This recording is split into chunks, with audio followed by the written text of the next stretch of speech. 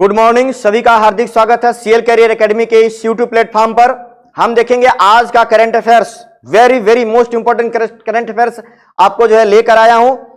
CL career academy की इस नई पहल है, आप इसको जरूर देखिए। बहुत ही महत्वपूर्ण करंट अफेयर्स आपके साथ होने वाला है और साथ ही साथ हम बताएंगे यूट्यूब पर हमारे सारे वीडियोस देखिए।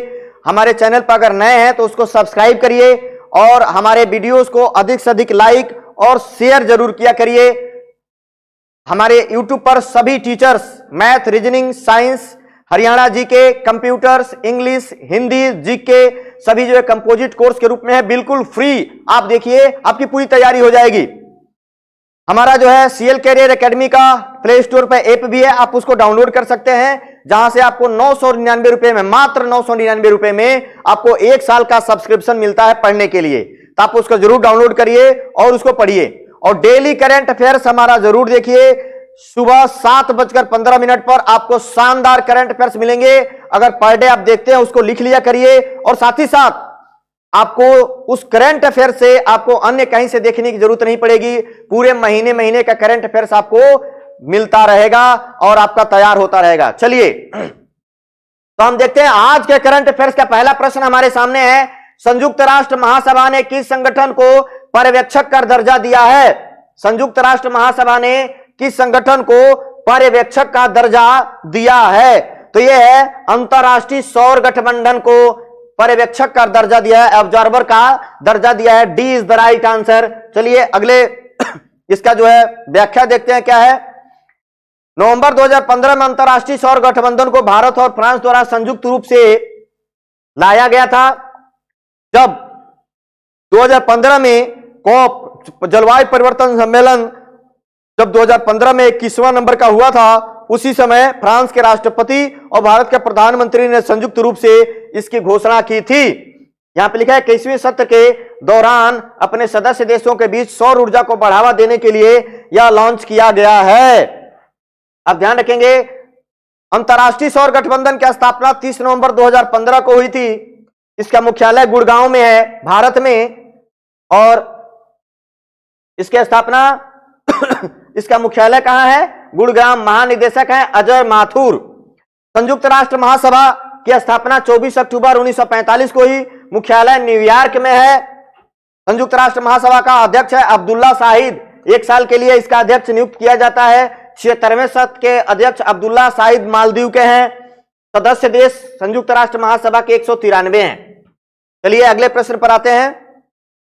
World talent ranking report, very very most important, बहुत ही महत्वपूर्ण है। वर्ल्ड टैलेंट रैंकिंग रिपोर्ट पर भारत किस स्थान पर है? वर्ल्ड टैलेंट रैंकिंग रिपोर्ट में भारत कौन से स्थान पर है? तो भारत इसमें 56वें स्थान पर है। वर्ल्ड टैलेंट रैंकिंग रिपोर्ट में भारत 56वें स्थान पर है। चलिए देखते हैं इसका। यह ranking international institute for management द्वारा प्रकाशित की गई है। शीर्ष देश इसमें कौन कौन से हैं? भारत तो 56वें नंबर पर है। 1 नंबर पर है स्विट्जरलैंड, 2 नंबर पर स्वीडन और 3 नंबर पर लग्जमबर्ग है। यह बात भी ध्यान रखेंगे आप लोग, तीनों की रैंकिंग जरूर याद रखेंगे। स्विट्जरलैंड, स्वीडन और लग्जमबर्ग 3 नंबर टॉप 3 के देश हैं। अगला प्रश्न, किसने फीडे विश्व शतरंज चैंपियनशिप जीती है? फीडे का वर्ल्ड लेवल का होता है ये। किसने विश्व शतरंज चैंपियनशिप जीती है? तो ये जीता है मैग्नस कार्लसन, नॉर्वे के हैं, विश्व चैंपियन है मैग्नस कार्लसन, इन्होंने जीता है शतरंज चैंपियनशिप। मैग्नस कार्लसन नॉर्वे के शतरंज खिलाड़ी हैं जिन्होंने फीडे शतरंज विश्व कप को जीत लिया है और इनका यह 5वां विश्व चैंपियनशिप है। कौन से नंबर का विश्व चैंपियनशिप है? 5वां विश्व चैंपियनशिप खिताब है। और यह फीडे का इंटरनेशनल जो अंतरराष्ट्रीय शतरंज विश्व कप हुआ है, कहां हुआ है? यह हुआ है दुबई, संयुक्त अरब अमीरात में हुआ है। विश्व शतरंज संघ फीडे, जिसकी स्थापना 20 जुलाई 1924 को हुई थी। मुख्यालय इसका लुसाने, स्विट्जरलैंड में है। फीडे का मुख्यालय कहां है? लुसाने। लुसाने कहां है? स्विट्जरलैंड में उसका एक शहर है। और फीडे के अध्यक्ष हैं आर्कडी ड्वेरकोविच।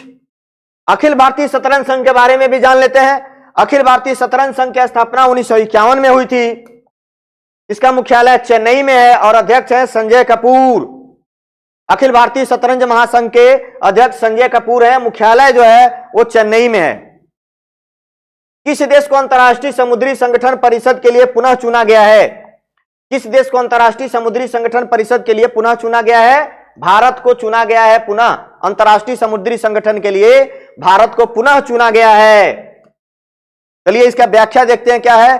भारत को 2022-23 2 वर्षों के लिए, भारत को 2022 और 2023 2 वर्षों के लिए चुना गया है। श्रेणी बी के अंतर्गत अंतर्राष्ट्रीय व्यापार में सबसे अधिक रुचि रखने वाले 5 देश कौन से हैं? भारत, कनाडा, ब्राजील, अर्जेंटीना और Australia. Bharat, Brazil, Canada, Argentina और ऑस्ट्रेलिया। तो भारत को 2022-23 के लिए 2 वर्षों के लिए चुना गया है। अंतर्राष्ट्रीय समुद्री संगठन का स्थापना कब हुआ? 17 मार्च 1948 को हुआ था। मुख्यालय है लंदन, यूके में। संस्थापक संयुक्त राष्ट्र संघ, विश्व समुद्री संयुक्त राष्ट्र संघ जो है अंतर्राष्ट्रीय समुद्री संगठन का संस्थापक है। विश्व समुद्री संघ दिवस जो है 30 सितंबर को मनाया जाता है। विश्व समुद्री दिवस 30 सितंबर को मनाया जाता है। चलिए अगला प्रश्न देखिए, कौन सा देश 4.5 दिन का कार्य सप्ताह वाला विश्व का पहला देश बन गया? एक ऐसा देश है जिसके वहां पहले 5 दिन का कार्य सप्ताह होता था, अब उसमें भी एक हफ्ते में मात्र 4.5 दिन काम करना होगा, 4.5 दिन ही काम करना होगा। तो ऐसा है, ये करने वाला है संयुक्त अरब अमीरात, दुबई। संयुक्त अरब अमीरात, दुबई हो जाएगा इसका उत्तर। दुबई, संयुक्त अरब अमीरात, ठीक इसका बिल्कुल सही उत्तर होगा। 4.5 दिन का वहां पे एक हफ्ते में मात्र 4.5 दिन ही काम करना होगा। संयुक्त अमीरात ने 1 जनवरी से शुरू होने वाले मौजूदा 5 दिवसीय वर्क वीक को 4.5 दिन में बदलने की घोषणा की है। वहां पर अब 5 दिन नहीं होगा बल्कि अब 4.5 दिन का ही काम होगा एक हफ्ते में। नए शेड्यूल के अनुसार सोमवार से गुरुवार तक काम सुबह 7:30 से लेकर दोपहर 3:30 तक होगा। इसके बाद शुक्रवार को सुबह 7:30 बजे से लेकर दोपहर 12 बजे तक आधे दिन का काम होगा, आधे दिन तक काम होगा, बाकी छुट्टी हो जाएगा। नए नियम के तहत शनिवार और रविवार को पूरे दिन की छुट्टी रहेगी। तो सोमवार को आधे दिन की छुट्टी और शनिवार रविवार को पूरे दिन की छुट्टी, मतलब पूरे एक हफ्ते में 2.5 दिन की छुट्टी होगी। और कितने दिन काम होगा? 4.5 दिन। 4.5 दिन काम होगा और 2.5 दिन की छुट्टी होगी। संयुक्त अरब अमीरात की राजधानी अबू धाबी है। इसकी राजधानी कहां है? अबू धाबी है। राष्ट्रपति खलीफा बिन जायद अल नहयान है। मुद्रा यहां का दिरहम है, यूएई का मुद्रा दिरहम। और इसकी दुनिया की सबसे बड़ी बिल्डिंग 829 मीटर से भी ऊंची है, लगभग 829 मीटर, बुर्ज खलीफा नाम है, सबसे दुबई में है ये। अंतर्राष्ट्रीय श्रम संगठन की स्थापना 1919 में हुई थी। अंतर्राष्ट्रीय श्रम संगठन की स्थापना कब हुई थी? 1919 में हुई थी। मुख्यालय जो है अंतर्राष्ट्रीय श्रम संगठन का मुख्यालय जेनेवा, स्विट्जरलैंड में है। महानिदेशक इसके हैं गाय राइडर। इसका महानिदेशक कौन है? गाय राइडर। इसके महानिदेशक हैं ILO, इंटरनेशनल लेबर ऑर्गेनाइजेशन का। अगला प्रश्न देखिए, ग्लोबल हेल्थ सिक्योरिटी इंडेक्स 2021 में भारत कौन से स्थान पर है? ग्लोबल हेल्थ सिक्योरिटी इंडेक्स 2021 में भारत कौन से स्थान पर है? तो भारत का स्थान इसमें है 66वां स्थान है, भारत का 66। भारत इसमें 66वें स्थान पर है ग्लोबल हेल्थ सिक्योरिटी इंडेक्स 2021 में। चलिए इसका एक्सप्लेनेशन देखते हैं। शीर्ष रैंकिंग वाले कौन कौन से देश हैं? संयुक्त अरब अमीरात, ऑस्ट्रेलिया और फिनलैंड। संयुक्त अरब अमीरात नहीं है, संयुक्त राज्य अमेरिका, संयुक्त राज्य अमेरिका होगा।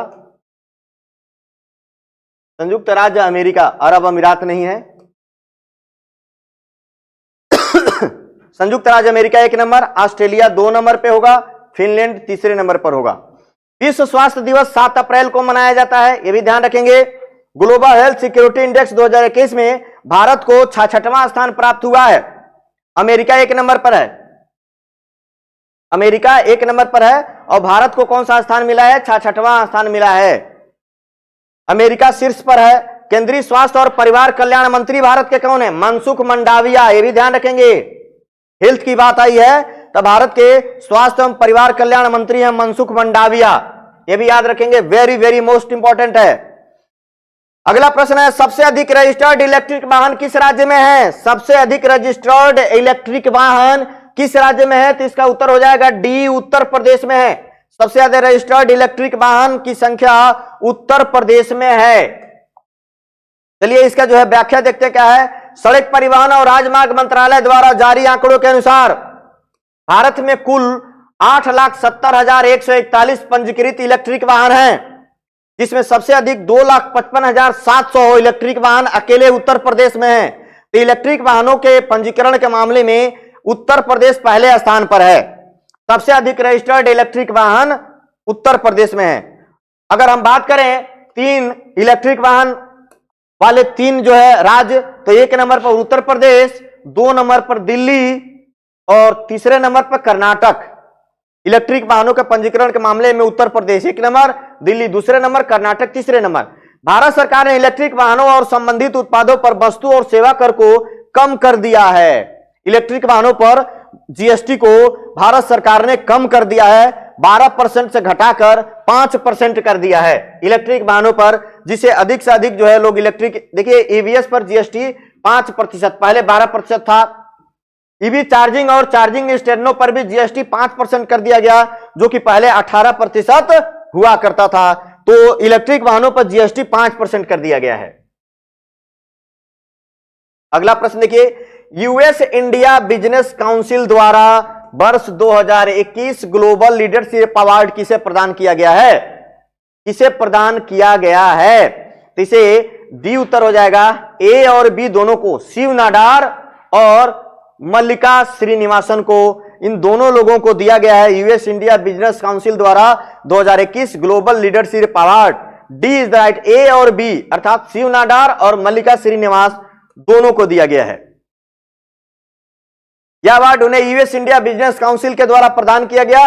यूएस इंडिया बिजनेस काउंसिल के चेयरमैन का नाम है निशा देसाई बिस्वाल। निशा देसाई बिस्वाल हैं। अगला प्रश्न देखिए, पहली महिला क्रिकेट खिलाड़ी कौन है जिसने अंतरराष्ट्रीय क्रिकेट में 5,000 रन भी बनाए हैं और साथ ही साथ 300 अंतरराष्ट्रीय विकेट भी लिए हैं? वो महिला अंतरराष्ट्रीय खिलाड़ी के नाम बताना है। तो ये महिला अंतरराष्ट्रीय खिलाड़ी हैं Ellyse Perry. Ellyse Perry Australia की खिलाड़ी हैं। ऑस्ट्रेलिया के वनडे कप्तान एलिस पेरी 5,000 रन और 300 अंतरराष्ट्रीय विकेट इन्होंने लिए हैं। एलिस पेरी ऑस्ट्रेलिया महिला क्रिकेट टीम की कप्तान है या ऑलराउंडर महिला खिलाड़ी हैं। एलिस पेरी को महिला क्रिकेट ऑफ द डिकेड भी चुना गया। एलिस पेरी को महिला क्रिकेटर ऑफ द डिकेड भी चुना गया है। ऑस्ट्रेलिया के हैं, ऑस्ट्रेलिया के ऑलराउंडर हैं, कप्तान हैं। तो ये याद रखेंगे आप लोग। अगला प्रश्न, विश्व चैंपियनशिप में रजत पदक जीतने वाली देश की पहली महिला पहलवान कौन बन गई हैं?